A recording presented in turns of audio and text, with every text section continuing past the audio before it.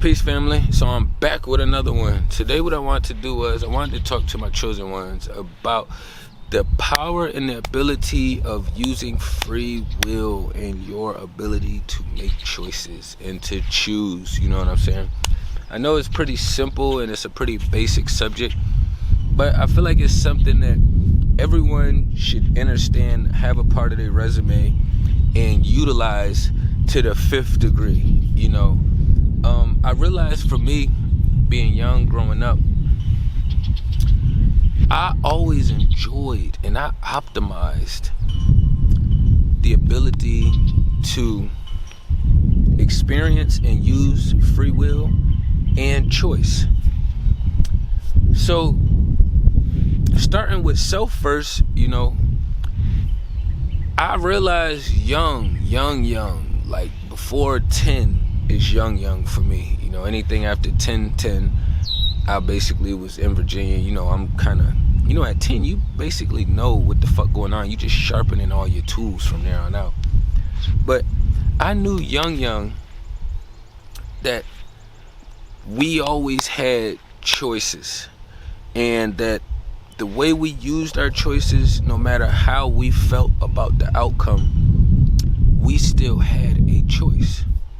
So just another small example is like when you're in the household with your rents, and you know they always got their household structure and their rules set, you know what I'm saying? And say you do something that goes against one of their rules, but in your eyes and in your world it wasn't anything harmful to them or to the rest of the ones around you or in the house. But to them, they're gonna take that chance to flex their powers because they're in charge. You, on the other hand, understand that, all right, well, I can do all of these things, but you also understand that, and I also understood that there was certain consequences and certain things that I knew that I was going to have to deal with from my mom. Now, as you get older, and as I got older, of course, we understand that on a much deeper level because we weigh out our consequences a little bit more in our spiritual realm more than we discuss. Because we all, not all of us, but a lot of us had them phases where, you know, we wanted to sneak out the house or just do other things that we knew there was going to be consequences from our rents from it, but we knew the consequences didn't have that much weight on it. You know what I'm saying? Whether it was like, oh, if I sneak out and do this, my mom is going to probably try to ground me for a week or two. You know what I'm saying? But I know for me, there's such weak entities that I could just walk around the house on a weekend when I was younger and project my energy in I hope you feel my energy kind of way. You know, like I didn't want to be in the space or in the house as if this isn't how I was feeling. Even as I was young, I always wanted to express my feelings and express how I felt on the inside. I didn't want people second guessing. Even if they do, it's okay. That's part of life. But for me, I always wanted to present myself and communicate outwardly so that way people wouldn't have to guess what's going on in here. Because I knew in my world, I would be trying to figure out or guess what somebody else has going on in their world. So to eliminate that vice versa, and plus I just liked projecting me outwardly, that's how I carried it. So these are just small examples, just speaking of self, right? But on a deeper level, I use these tactics for the people around me. Your free will and your choice. Every single day. Every day I have, or not every day I got somebody or have somebody in my space, but on the days when I do have people in my space or I'm in someone else's space, there's always subtle tests or things done to see. Or I might just be in the now and paying attention to what's actually going on, what's actually being done. And I'm just looking and seeing how much are you really doing based off of your own free will and your own choice, you know? And as far as like, and I'm speaking as far as like when you get older, you're dealing with, you know, the opposite sex. You got the same sex that you cool with socially wise, you know what I'm saying? You got some homeboys if you're a male, you know, you got homegirls if you're a girl. But when we out here warring and battling, we already understand that the opposition doesn't want natural flow of life, rules and laws placed on them to follow, right? So if you giving them the free will, and well, not giving them, because they already have it, right?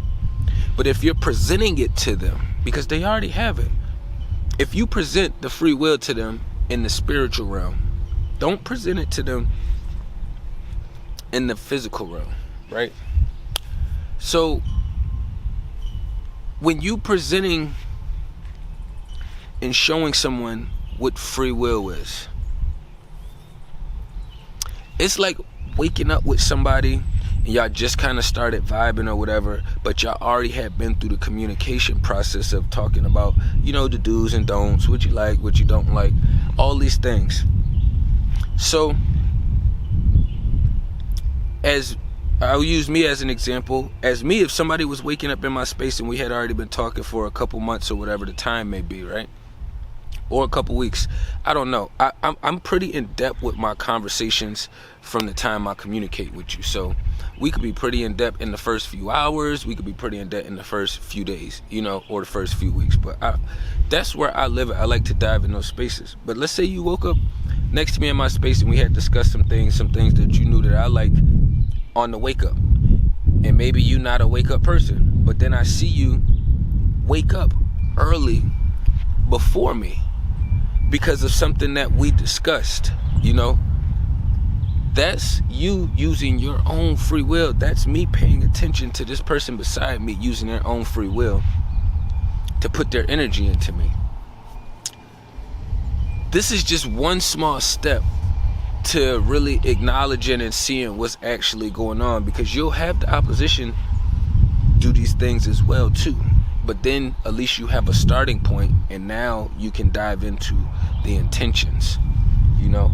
Sometimes it's hard to get into the intentions first because you have to have some kind of starting ground, you know. And I usually try to get to the core root, and if I don't have the core root, then I'm gonna start where I'm at. You start where you are at. And there's a lot of other things you could do to show people free will. Just even like talking to people, if you socialize with people and you're talking with them over the phone, and let's say you don't have transportation, you know, no car, physical bike transportation, because our legs are transportation. You know, we just, doesn't matter how long it is, we can always reschedule our time so we can be there by foot, by car, by bus, whatever it may be. You know what I'm saying? So I like to exempt the excuses out the way. But let's say you got somebody who calls you on a regular or knows your personal life, you know what I'm saying, and they know that, oh, okay, well, you may need a ride to work next week on such and such day, you know, and y'all had talked about it or whatever. You didn't ask them for a ride, but you had just kind of mentioned, maybe your car was in the shop or some shit like that, or the person that was taking you wanted to be a dick or had some other shit that had going on. Doesn't matter. When that next week gets here and they're supposed to be, you know, that when that next week gets here and you're supposed to be at work, but you, or wherever you're supposed to be, and you needed that ride, but you didn't really ask them, but you're still figuring out your own thing in your own spirit world. You're not leaning on that being, you know what I'm saying? That may just be your plan B, C, or D, you know, because you're always organized and not leaning that much weight on other people. But let's say they hit you back the day before your appointment or work timing and say, hey, Trak, I was just calling to see if you still was going to need that ride. I know it's been a couple days since we talked about it. I don't know if you have figured out your situation or not, but I knew that, hey, I was available. I could give you a ride. That is giving someone that whole week space when that energy was communicated out there. You didn't ask for them on, like, what would you call it, like the third person or the first person. You didn't ask them directly, but you communicate outward to the universe. When we talking to the universe. We're also used as vessels. We're electromagnetic beings. So when you communicate with somebody, that frequency is passing through them too. So they also have the free will and choice of being able to help and assist or use their free will with the natural flow of life to help. You know what I'm saying? It's enough gurus out here telling us to be selfish. You know, you have to figure out how you can help and to be more selfless. You know, if you have to be selfish for 8 hours at work, then when you bring your ass home, then you should be trying to be selfless for 2-3 hours. You know what I'm saying? Because it's going to be hard to function properly when you're constantly operating in that space. You know what I'm saying? I'm a warrior. I can war all day, but you know, when you carrying around that shit, your arms get tired from the shield, your arms get tired from the sword. I've been in a lot of fights. You just get tired from holding your arms up like this in general. You know what I'm saying? All of it's wear and tear, so you have to figure out a balance in your space. And for me, it helps constantly being in a place of studying psychology. You know what I'm saying? We're around beings and people every day, all day, so there's no reason why we shouldn't be knowing what's up with each other. You know what I'm saying? And your free will and your free choice is going to be your shackles. Those are your chains, you know? For the ones that don't understand it or don't know that they have a choice, they're like, oh, well, if I don't go to work, I won't live here. That's still a choice. That is still a choice. Because of the social structure, nothing, you wouldn't die or move on to your next journey from not having a physical house the way everybody else does, we do in this matrix world. But all of these social contracts will make you feel out of place. And that's what the whole purpose of this is, the free will and your choices, to understand that you have to start breaking down these social contracts. A lot of shit is like, even when you talk about cheating, you know, and even in high school, after high school, I was the only one of my peers that never looked at cheating the same way, because every time I heard the word cheating, I had to think of my life as being a game. And I didn't look at my life as a game. Now, whether I did what I wanted to do or somebody else was doing what they wanted to do, I wouldn't look at that as cheating. When I grew up playing video games, so I heard cheating, that word programmed to me, but not in the same manner that people use it in as far as relationships. But the social contracts keep you locked in to this shit as well. It's like, oh, well, I get with him and he'll cheat. Where did you even get cheating from? The only time you're cheating is if you're playing a game. So if your life is a game, then yes, you have been cheating and you have done the cheating. You've been cheated on. It's been all kind of that fucking word. You know what I'm saying? But my life has never been a game. So for me, I already understood these social contracts that was in place, that I knew I had the free will and the choice to break. You know, it's a mixture of, you have societal shit in the matrix forcing their shit, in the spiritual war and the slavery shit. Then you have, that's on a bigger construct. Then you have, on a more personal base, you have the ones around you as well. We not gonna win, and you not gonna win the war by starting with the president. You know, that's not how it works. You have to start within yourself and the ones around you.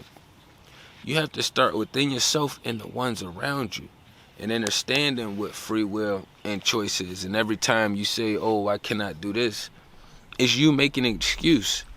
It doesn't matter if you don't like the consequences, if they may be harder than you think they are, but you have a choice. And you have the free will to do so, you know?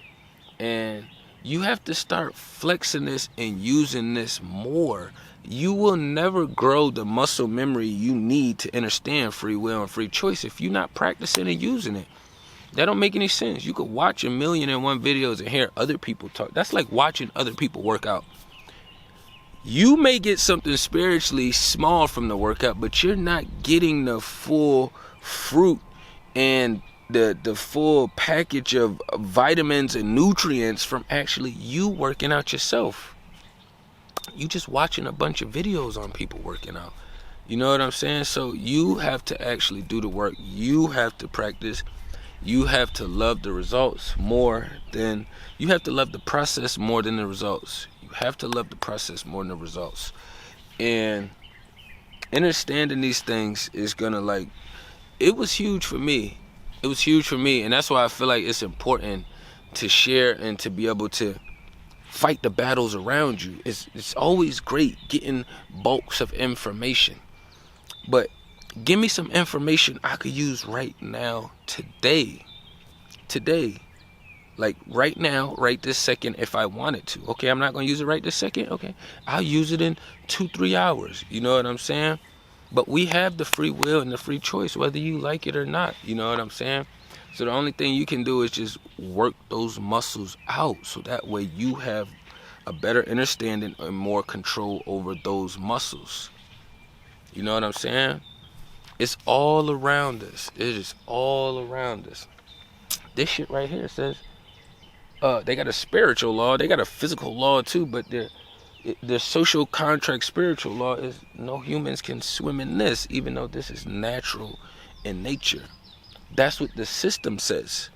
And they put their little signs and shit up. But I know I have free will and free choice. So if I wanted to go splash in this motherfucker, I can. I can go jump in right now and splash. It doesn't matter if they said I couldn't, and they not even right here. That's how you understand most of this is a spiritual war, and they implement these shackles and these chains and these roles and these blocks all in the spiritual realm. You know, like, it's no reason why I shouldn't be able to just pull my cart right here, but I follow social contracts. I don't pull up in the grass. I pull up where the parking lot is, because I'm following the social contracts. Yes, I could get in trouble, but hey, maybe I want to get closer and be in some shade. You know, it's just understanding these things and then just working the kinks out as you go through the process. You know what I'm saying? But I didn't want to run it up too long. Just understand that you do have free will and you do have free choice.